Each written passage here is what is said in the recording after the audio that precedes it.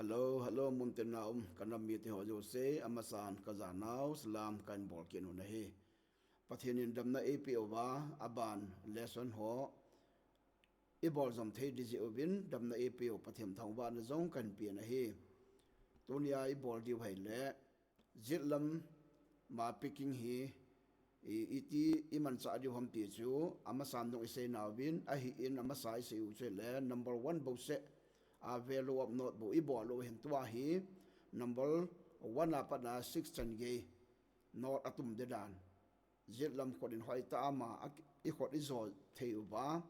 I control theu ba I thunun theu ba chule platform pick hi hoi ta I choi do thei te te na riu chu ma sa pe na hi chi I bol dio de sa hi in the same ma bang ba chu apum het lo ho akipan til ho ding azil khalo ho ding hi in guitar hi iti tum diam I het thei uwa chule itum do thei te dio di san a hi in not zong quarter not to a not chule 16 not hi chi thum ho a chu I bol kit di wa hi in chule hi chi masanga ka ga se be nom chi pinam ta le guitar hi zangup a hi in number 1 E string number 2 second string hi B string zang thum na pa hi G string zang li na pa fourth string hi D string chule number nga zang nga na pa A string chule number gum he hi a le E a hi in ai banga low note number 1 to chu number gum hi khan hi agin nga nin chin khan hi agin pi ai ya chun het khan thi le na 1 le 6 pa hi akito jong la ma ni akito sa hi ta in ai le tua hi chi 1 a ke pana 16 ge hi right hand pinking hi itum ding phating le zitlama platform control de dan hi het masa poi mo hi ya chu ve lama pa ke sei nai lo chi zitlama chi hoi zitlam pick hi platform ya choi de dan tip lo hai mo hi in e ho he la ham pi a thing lang a guitar pi on platform no jaw lo ba khot la ke mo tum ma hi in notes hoi ta in tum dinga lesson hoi ta boarding la khot na tum ding choi thing sa nei ting le classical lam ho plugging ho cho ho pon na ya cho to pick hi platform mi choi thim te te anga ji na hi ni chi hi ane ve out vin not zon ka sei banga cho quarter not alim dan he so ke dio vin chula chunga ipm te le abom khat chunga khu down aki kai khom hita abem khana pen ho chi khu down le ti na v achung langam pa ho up na chi ya chu down up mi so ke dinga hi na chai da pe na whole not on min whole not hi ting left down side asu ve na ding in achunga mol vai ta bong akon khat ke ko yin chi hu asu su pe de to pe ding pa hisab ma hi in to hi chi kha ve ne ba de ba hi na pe de dan quarter not an simu te win cha not ho na be te win chule ka khot kwai dan no he na be ke no win lang number 1 apa na 16 ge quarter no na itum dio 4 timing bar khat sunga 1 bar sunga bitli he chi sim kit dio he na he chi tin la number 1 2 1 2 3 4 he chi le bar khat ki cha he tai first swing na quarter no na ding ha chu tu hin 1 ki cha tan second string he phat le 1 2 3 4 second string 1 2 3 4 so la third string jang thum na pa 1 2 3 4 so le jang di na pa 1 2 3 4 jang ngana 1 2 3 4 jang gup 1 2 3 4 che chu jang khat khat sunga hi bit de dan ka ga sei thu hi in he chu down up second string down up third string down up fourth string down up fifth string down up sixth string down up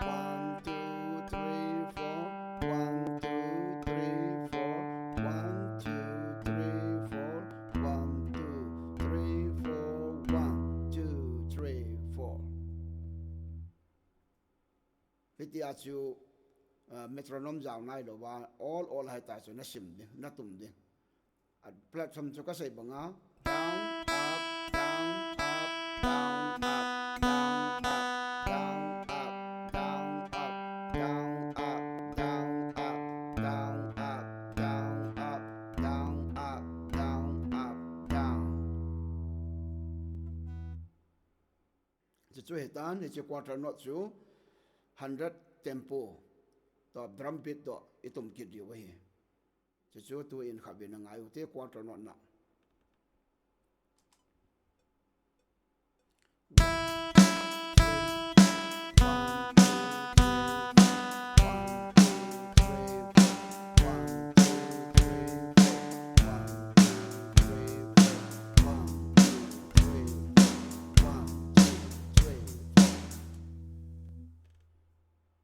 chu a hi in an ki them chu jingotin zang khada pa na gup chan ge atum de dam down up anom de quarter note de wa kijil wa hi in tu abana hi ibor de wa hi le ei note hu he de tan bit khada chang ni in sei pau chu theory ma sa ve lo no na mai tan he che khot la ding pa choi le 1 and 2 and 3 and 4 and he chu in sei ma bong win khabin de beken hotin number 1 hi 1 and 2 and 3 and 4 and now down up down up down up down up he che ki cha le number ni number thum no ta cho all in ke ti ke no te bin 1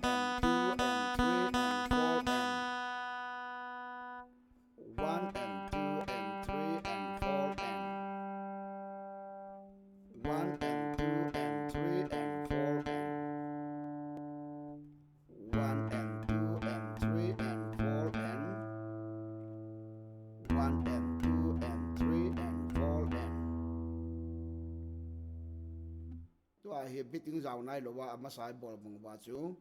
ikizil wa ya chu amun ho het the ne nga kama 1 2 3 wang kang to te ding na tum phating le ke no loading tun khabe hin tum kin nge e no chu 1 2 3 4 1 and 2 and 3 and 4 and 1 and 2 and 3 and 4 and 1 and 2 and 3 and 4 and 1 and 2 and 3 and 4 1 and 2 and 3 and 4 and 1 and 2 and 3 and 4 and 1 2 3 4 It's a non here to khabe hin tum kin nge anangai ute 1 2 3 4 1 and 2 and 3 and 4 and 1 and 2 and 3 and 4 and 1 and 2 and 3 and 4 and 1 and 2 and 3 and 4 and 1 and 2 and 3 and 4 and 1 and 2 and 3 and 4 and 1 2 3 4 he chu e not hi ta ke thim chun khe thim tai ti le tu hin abana drum beat to khabe na ngai ke no tin na ki til ke no te 1 2 3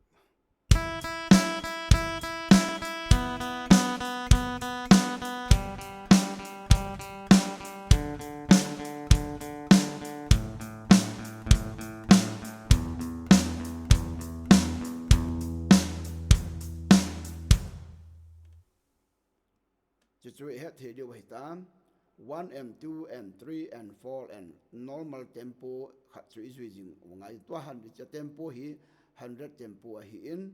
na thip dong ju ya tempo na su nga na su ne ma na dei dan na ki chel the hi to ai body wa le 16 notes bit khana chang li de sei pau chu hi tan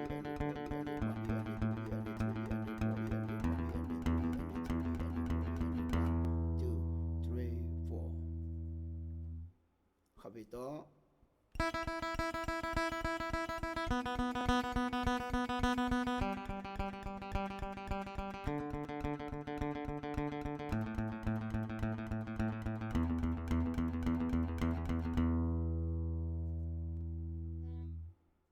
To him drum to on this weekend hotel eh. 1, 2, 3, 4.